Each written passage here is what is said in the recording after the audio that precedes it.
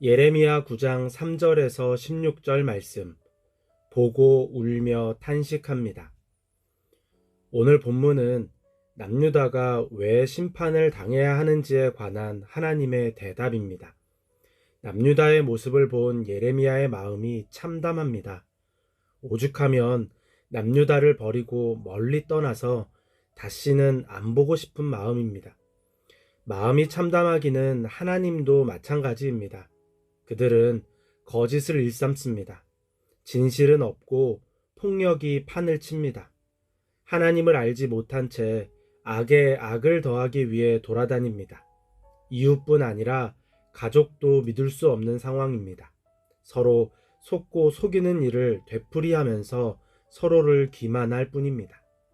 마치 하나님께서도 그들을 곧 포기하실 것 같습니다. 그런데 하나님께서 그들을 향해 말씀하십니다. 보아라, 내가 내 백성을 금속 단련하듯 단련하며 시험하여 보겠다.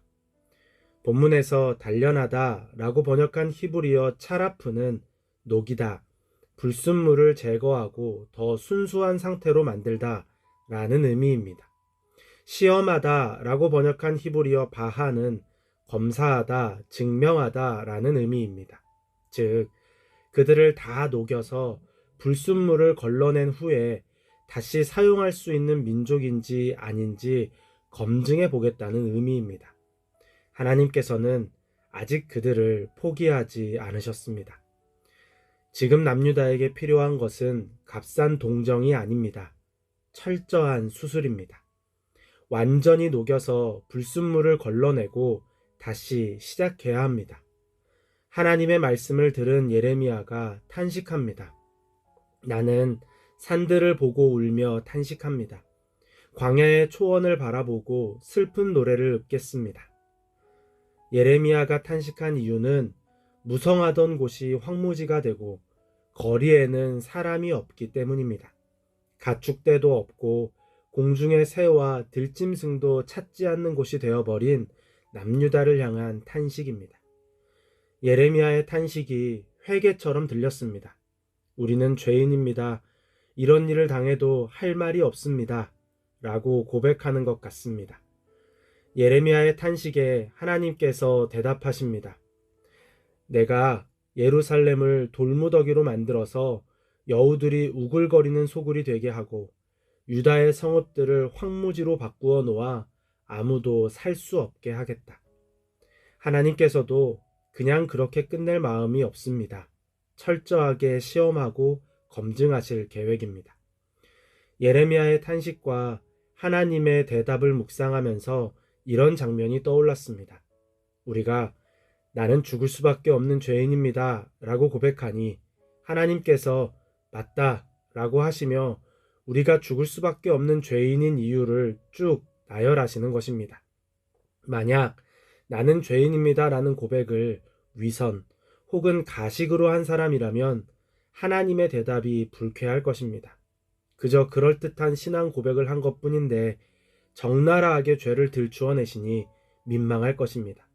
반면에 진심으로 나는 죄인입니다 라고 고백한 사람은 하나님의 대답에 통곡하며 회개할 것입니다. 하나님께서 다 아시기 때문입니다.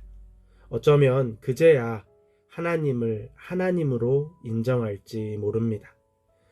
이런 마음으로 다시 본문을 묵상하니 하나님의 대답이 두렵습니다. 우리가 잘못했습니다. 우리는 죄인입니다. 라는 남유다의 외침에 맞다. 너는 죄인이다. 너는 거짓을 일삼는 백성이다.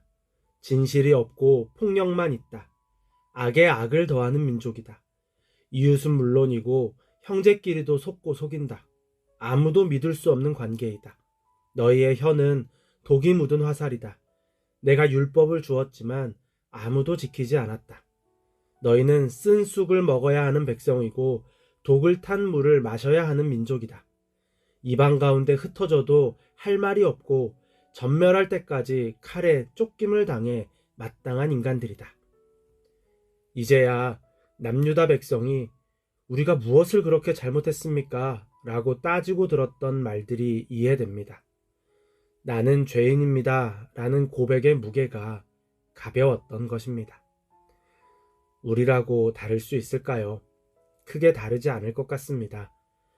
나는 죽을 수밖에 없는 죄인입니다. 라는 고백을 자주 합니다. 과연 그 고백에 얼마나 진정성이 담겨 있는지 모르겠습니다. 만약 누군가가 나를 향해 당신은 죽을 수밖에 없는 죄인입니다. 라고 말한다면, 네, 맞습니다. 나는 그런 죄인입니다. 라고 고백할 수 있을지 의문입니다. 구차하게 변명하거나 너는 깨끗하냐며 따지고 들지 않을까요? 만약 하나님께서 너는 칼에 쫓김을 당해야 마땅한 인간이다 라고 말씀하신다면 과연 울며 탄식하며 회개할까요? 아니면 쌍심지를 켜고 따지며 들까요? 사실 따질 용기도 없기에 삐져서 돌아가는 건 아닐까요? 예레미야를 묵상하면서 하나님 잘못했습니다. 저희가 죄인입니다. 잘못한 만큼 회초리 맞고 다시는 안 그러겠습니다. 이 고백이 왜 이리 어려울까라는 생각을 했습니다. 회개가 그렇게 어려운가? 네, 맞습니다. 회개는 정말 어렵습니다. 회개는 장밋빛 미래를 바라보면서 하는 것이 아닙니다. 나의 죄로 인해서 그동안 쌓았던 모든 것이 무너지고 앞으로 당할 죄로 인한 고난이 눈앞에 선명한데도 맞습니다. 저는 그런 죄인입니다. 저는 고난을 당해도 할 말이 없습니다. 이 고난을 당해도 좋으니 부디 하나님 곁에 있게 해주세요. 라고 고백하는 것이 회개입니다. 삭개오의 회개가 떠오릅니다. 주님 보십시오. 내 소유의 절반을 가난한 사람들에게 주겠습니다. 또 내가 누구에게서 강제로 빼앗은 것이 있으면 4배로 하여 갚아주겠습니다. 예전에는 그게 뭐 대단한 회개라고 그렇게 쉽게 용서해 주셨을까 라는 생각을 했습니다. 돈은 그렇다 치고 그동안의 악행이 이걸로 없어지는 걸까? 삭개오로 인해서 피해를 입은 사람들과 그들의 가정은 예수님의 용서를 좋아할까? 라고 생각했습니다. 그런데 시간이 지날수록 정말 하기 어려운 회개라는 생각이 들었습니다. 그동안 자신이 온갖 손가락질 받으며 모아온 모든 것을 포기하는 회개입니다. 그 돈을 다 나누고 나면 누가 삭개오를 사람 취급이나 하겠습니까? 그동안 당한 것을 복수하기 위해 찾아오는 사람들도 많을 것입니다. 그것들이 다 보입니다. 그럼에도 예수님의 옷자락을 붙잡는 것이 회개입니다. 나는 죽을 수밖에 없는 죄인입니다. 라는 고백의 무게가 좀 다르게 느껴집니다. 이 무게감을 잊지 않는 삶이 되기를 바랍니다.